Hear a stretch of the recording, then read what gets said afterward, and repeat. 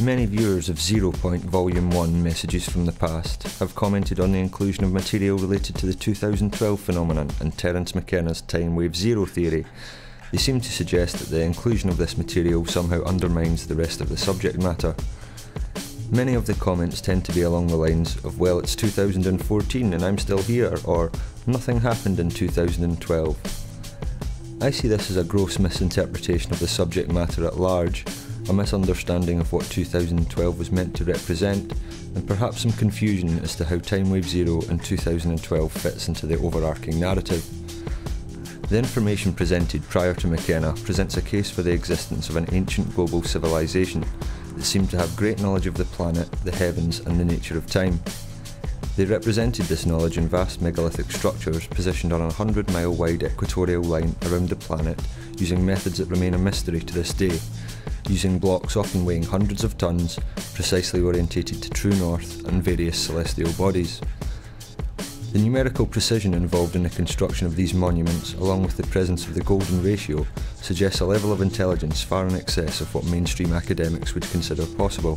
There also seem to be very specific references to a process known as the precession of the equinoxes, and the cyclical nature of time, with the aim of seemingly predicting periods of significance for the planet and its inhabitants. Previous ages predicted by the Mayan calendar have been shown to be astonishingly accurate in demonstrating how cultural and societal processes would evolve throughout the ages, with the most recent age being characterised by rampant materialism and greed. The Mayan calendar ended on the winter solstice of 2012, perhaps marking what the Mayans believed to be the end of this age, or more accurately, the beginning of the end. An apocalypse, translated literally from ancient Greek, is a disclosure of knowledge, i.e. a lifting of the veil or revelation. This is where I found Terence McKenna's Timewave Zero theory to be particularly fascinating. Many have dismissed McKenna's work in this area as pseudoscience, or quite simply a meaningless coincidence. However, what I found particularly fascinating is that here we have a model that accounts for the acceleration of this disclosure of knowledge by thinking of time as a tightening spiral which contains self-similar patterns of time at particular nodal points. The concept of novelty being a factor in the shaping of the collective consciousness, i.e. new and novel events that literally shock people into awakening and view the world in a new way. What I noticed in the run-up to 2012 was almost exactly how McKenna described. In 2011, the world witnessed an onslaught of global novelty. The Japanese tsunami in Fukushima, the alleged death of Osama bin Laden, the Norway massacre, Hurricane Irene, global unrest in the form of the Arab Spring, the London riots, the Occupy movement, and so on. Then in 2012 it seemed novelty became more compressed, from macrocosm to microcosm, with volatility on the increase within the personal lives of everyone around me. The fact that, like the Mayan calendar, McKenna's Timewave Zero chart bottoms out in and around December 21st, 2012, made this all the more curious. Much like the Mayan calendar, Timewave Zero, which is based on the King Wen sequence of the ancient Chinese divinatory system, the I Ching, demonstrated a method of mapping the fractal nature of time. While some debate rages as to the merits of McKenna's time map, it is included as a truly fascinating conjecture, not as hard science. Many have interpreted this material as being part of the 2012 doom culture that emerged in the years prior to the date itself, with Hollywood predictably cashing in on the hysteria. However, the reality is that the spectre of cataclysm is always hanging over us.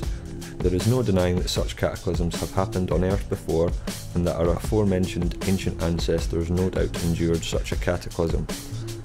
Given the current volatility we are experiencing on the planet, it is easy to see how many have feared a similar catastrophic event around 2012.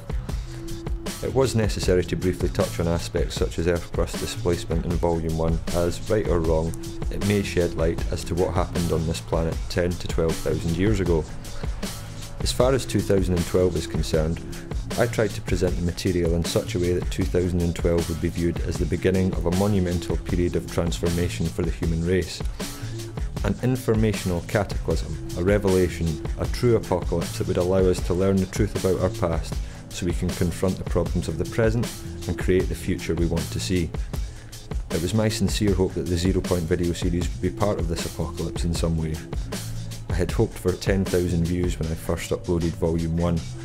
Now almost 2 years later, over 700,000 people have watched the video, with volumes 2, 3 and 4 gradually catching up. I feel I have more than exceeded my expectations. However, if you have only watched Volume 1, I would highly recommend watching at the very least Volume 2, as it directly expands and elaborates on the material in Volume 1. Volumes 3 and 4 could be considered more standalone pieces, but the information covered in all 4 volumes ties together in more ways than one. I will continue to try and address viewers' comments, questions or concerns in a format such as this over the coming months. Be sure to subscribe and share, and also check out some of the other films and episodes on the channel. There are 5 episodes each of Lunar Lore and Martian Mythology, and from Nothing Man we have the fantastic World War III the musical, and the truly disturbing mind control film Soul of a Robot. The first episodes of Laurel Canyon is also due soon, along with a new series I will be announcing in the coming weeks. Stay tuned.